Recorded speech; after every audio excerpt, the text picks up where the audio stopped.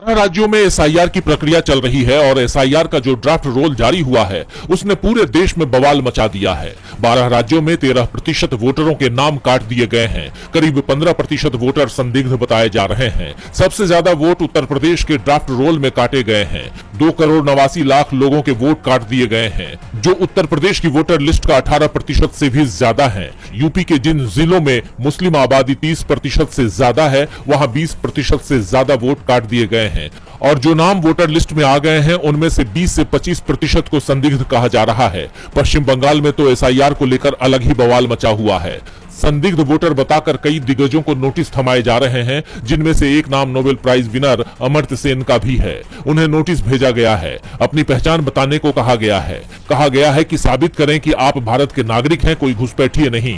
सेन को मिले नोटिस पर विपक्ष भड़क उठा है। कांग्रेस ने ट्वीट किया, एसआईआर की धांधली को समझिए। चुनाव आयोग ने नोबेल पुरस्कार विजेता अमर्त्य सेन को अपनी नागरिकता साबित करने को कहा है। बाकायदा इसके लिए उन्हें नोटिस भेजा गया है। ज्ञानेश कुमार ने चुनाव आयोग की साख पर बट्टा लगा दिया है, वो भी सिर्फ इसलिए कि उन्हें अपने मालिक मोदी को खुश करना है। अमर्त्य सेन को नोटिस भेजना दुखद है। चुनाव आयोग और नरेंद्र मोदी को इसके लिए माफी मांगनी चाहिए। टीएमसी महासचिव अभिषेक बनर्जी ने भी सवाल उठाए हैं। कहा है कि वो सिर्फ सेन का अपमान नहीं कर रहे हैं, बल्कि अभिनेता देव और क्रिकेटर मोहम्मद शमी को भी नोटिस भेजे गए थे, मानो उपलब्धि, ईमानदारी और गरिमा का कोई महत्व ही नहीं रह गया हो। बीजेपी के दबाव में चुनाव आयोग बंगाल का अपमान कर रहा है। अमर्त्य सेन को दिए गए नोटिस पर जब चुनाव आयोग घिरा तो इसे टाइप की गलती बता रहा है, बीएलओ पर एक्शन लेने की बात कर रहा है। लेकिन कई दूसरे लोग हैं जिन्हें एआई के जरिए नोटिस भेजे जा रहे हैं, नागरिकता साबित करने को कहा जा रहा है और चुनाव आयोग इसके समर्थन में दलीलें दे रहा है। मामला सुप्रीम कोर्ट तक पहुंच चुका है। सुप्रीम कोर्ट में 8 जनवरी से सुनवाई शुरू हो रही है। चुनाव आयोग पर सवाल उठ रहे हैं कि उन्हें लोगों की नागरिकता जांचने का अधिकार किसने दे दिया, लेकिन ज्ञानेश कुमार दावा कर रहे हैं कि संविधान ने चुनाव आयोग को यह अधिकार दिया है। चुनाव आयोग को अधिकार मिला है तो वो वोटर लिस्ट में किसी को शामिल करने से पहले उसकी भारतीय नागरिकता की पड़ताल करे, जिससे कोई विदेशी यहाँ वोट नहीं डाल पाए। लेकिन यह भी कहा है कि वोटर लिस्ट से अगर किसी का नाम हटाया जा रहा है तो इसका मतलब ये नहीं है कि वो भारत का नागरिक नहीं है। एक तरफ चुनाव आयोग ये भी कह रहा है कि जिसका नाम वोटर लिस्ट में नहीं है वो भारत का नागरिक हो सकता है। दूसरी तरफ भारत के नागरिक से वोट देने का अधिकार भी छीना जा रहा है। चुनाव आयोग अपने ही दावों में घिरता दिख रहा है, लेकिन ज्ञानेश कुमार जिद पर अड़े हैं। साफ कह दिया है कि हम एक भी कदम पीछे नहीं हटेंगे। अब निगाहें सुप्रीम कोर्ट पर हैं। विपक्ष को उम्मीद है कि 5 राज्यों के चुनाव के ऐलान से पहले सुप्रीम कोर्ट एसआईआर पर फैसला सुना सकता है। एक डर भी है कि अगर ऐसा नहीं हुआ तो फिर बिहार जैसा खेल दूसरे राज्यों में भी हो सकता है। महाराष्ट्र निकायों पर कब्जे की लड़ाई दिलचस्प हो गई है। अकोला नगर पालिका में बीजेपी को बहुमत नहीं मिला। 35 सदस्यों वाली अकोला नगर पालिका में बीजेपी को 11 सीटों पर जीत मिली। बहुमत के लिए 18 सदस्यों के समर्थन की जरूरत थी। यहाँ पर 5 सीट एआईएमआईएम को मिली थी और बीजेपी ने अपना चेयरमैन बनवाने के लिए एआईएमआईएम से गठबंधन कर लिया। निर्दलीय पार्षदों और एआईएमआईएम के समर्थन से अपना चेयरमैन बनवा लिया। तो वहीं अमरनाथ नगर पालिका में तो शिंदे की पार्टी के हाथ से कुर्सी छीन ली। अमरनाथ नगर पालिका में 59 वार्ड हैं और सबसे ज्यादा सीटें शिंदे की शिवसेना के हिस्से में आई थी। उसे 27 सीटें मिली थी। बीजेपी को 14, कांग्रेस को 12 और अजित पवार की एनसीपी को 4 सीटें मिली थी। बीजेपी ने शिवसेना से महापौर पद छीनने के लिए कांग्रेस से हाथ मिला लिया। अमरनाथ नगर पालिका पर कब्जा कर लिया। कांग्रेस ने तुरंत ही एक्शन लिया, अपने सभी पार्षदों को निलंबित कर दिया। अमरनाथ के ब्लॉक अध्यक्ष प्रदीप पाटिल को सस्पेंड कर दिया। वहीं दूसरी तरफ बीजेपी की भी जबरदस्त किरकिरी हो रही है। सवाल किए जा रहे हैं कि सत्ता के लिए वो कितना झुकेगी। शिवसेना ने भी बीजेपी पर धोखा देने का आरोप लगाया है, कहा है कि यह गद्दारी है। बीजेपी हाईकमान ने भी सवाल उठाए हैं, जिसके बाद सीएम देवेंद्र फडणवीस का बयान सामने आया है। उन्होंने कहा है कि इस तरह के गठबंधन की उन्हें कोई खबर नहीं थी, ऐसा हुआ है, यह गलत है। फडणवीस ने सफाई दी है कि अमरनाथ और अकोला में गठबंधन पार्टी के वरिष्ठ नेतृत्व की मंजूरी के बिना हुआ है। अगर किसी स्थानीय नेता ने ऐसा फैसला अपनी मर्जी से लिया है तो यह अनुशासन के खिलाफ है और इसके खिलाफ कार्रवाई की जाएगी। राजधानी दिल्ली का तुर्कमान गेट इलाका 7 तारीख को छावनी में तब्दील हो गया। 6 जनवरी की पूरी रात यहां बुलडोजर चलते रहे। दिल्ली नगर निगम ने भारी पुलिस सुरक्षा के बीच फैज़ इलाही मस्जिद कैंपस के पास बने निर्माण को जमींदोज कर दिया। दिल्ली हाई कोर्ट के आदेश के बाद शुरू हुई इस कार्रवाई के दौरान मुस्लिम बहुल इलाके में जबरदस्त तनाव देखा गया और झड़पें भी हुई।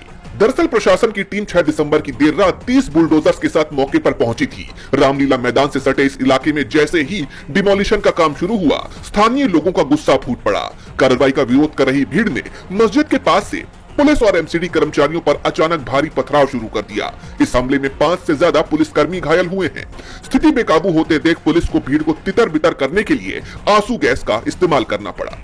तनाव को देखते हुए पूरे तुर्कमान गेट और आसपास के क्षेत्र को 9 सुरक्षा जोन्स में बांट दिया गया था।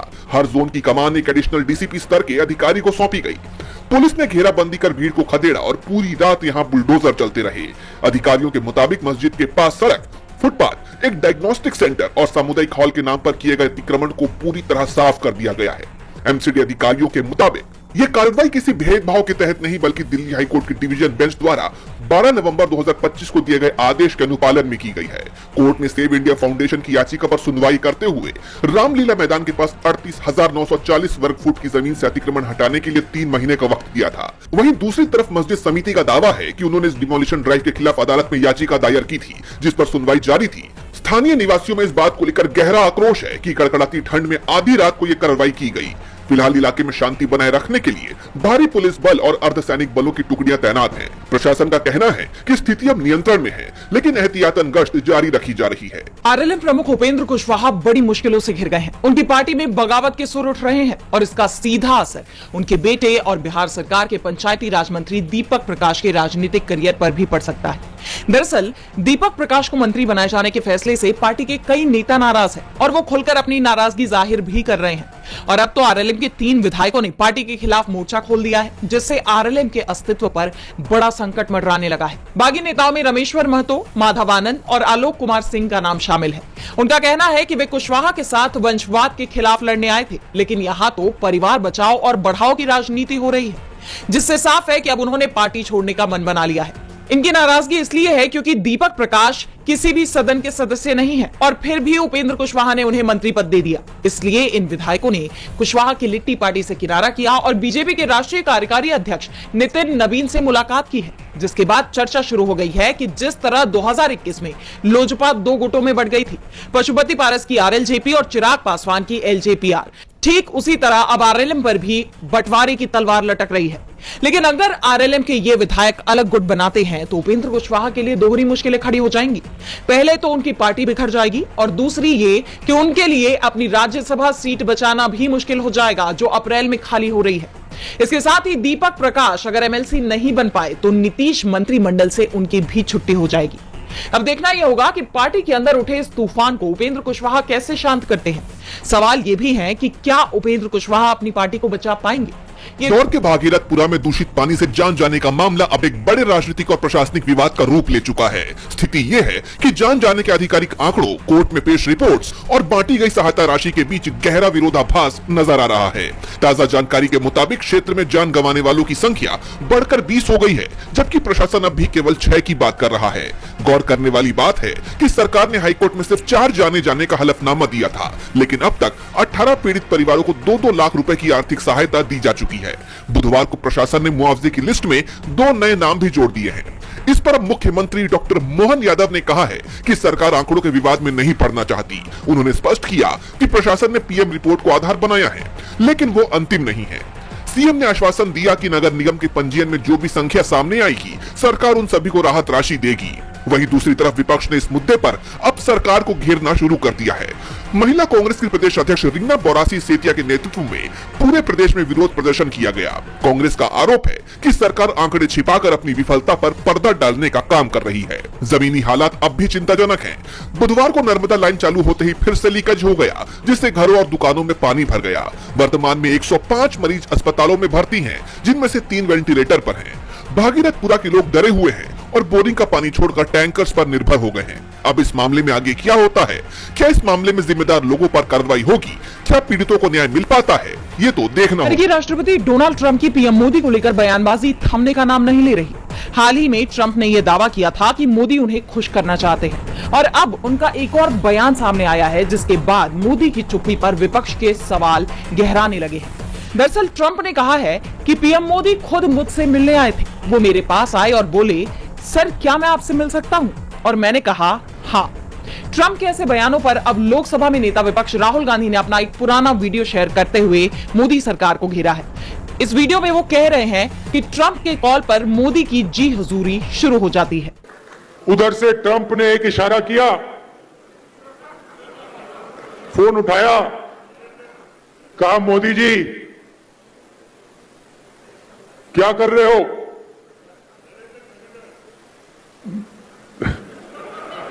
नरेंद्र सरेंडर।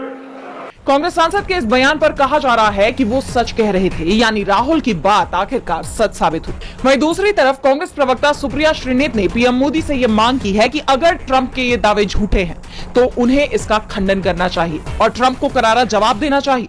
ये सारे दावे डोनाल्ड ट्रंप के हैं। अगर वो झूठ बोल रहे हैं तो प्रधानमंत्री मोदी उसका साफ स्पष्ट शब्दों में खंडन करें और कहें कि अमेरिकी राष्ट्रपति झूठ बोल रहे हैं। और अगर वो सच बोल रहे हैं तो नरेंद्र मोदी जी भक्तों को बरगलाने के लिए इस देश की कितनी और तौहीन कराइएगा। जैसा आप जानते हैं कि ट्रंप इन दिनों लगातार ये दावा कर रहे हैं कि मोदी उन्हें खुश करने में लगे हुए हैं, क्योंकि मोदी जानते हैं कि उन्हें खुश करना कितना जरूरी है।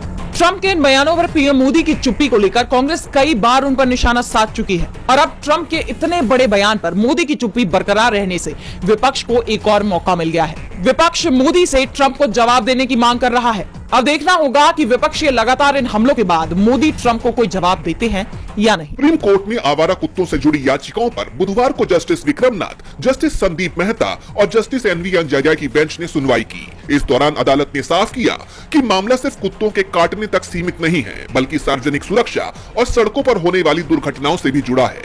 सुनवाई के दौरान जस्टिस मेहता ने कहा कि स्कूल, कॉलेज और कोर्ट परिसर जैसी जगह सार्वजनिक सड़कें नहीं है, यहाँ कुत्तों की क्या जरूरत है। अदालत ने हाल ही की घटनाओं का जिक्र करते हुए बताया कि पिछले 20 दिनों में आवारा जानवरों की वजह से 2 जजों के साथ एक्सीडेंट हुए हैं, जिनमें से एक गंभीर रूप से घायल भी है। कोर्ट ने 2 टूक कहा कि रोकथाम इलाज से बेहतर है, सड़कों को कुत्तों से खाली रखना होगा। आइए एक बार इस मामले पर हुई सुनवाई में हर पक्ष की दलील पर नजर डालते हैं। पशु प्रेमियों की तरफ से पेश सीनियर वकील कपिल सिब्बल ने कहा कि CSVR मॉडल यानी कैप्चर, स्टेरिलाइज, वैक्सीनेट और रिलीज पर ध्यान देना होगा। कुत्तों को हटाने से समाधान नहीं होगा। मैं मंदिर जाता हूं, लेकिन मुझे कभी किसी कुत्ते ने नहीं काटा। इस पर बेंच ने जवाब दिया कि आप खुशकिस्मत हैं, लेकिन बाहर बच्चे काटे जा रहे हैं। वहीं सॉलिसिटर जनरल तुषार मेहता ने कहा कि गेटेड कम्युनिटी में रहने वाले लोगों को वोटिंग के जरिए यह तय करने का अधिकार होना चाहिए कि वो कुत्तों को कैंपस में चाहते हैं या नहीं।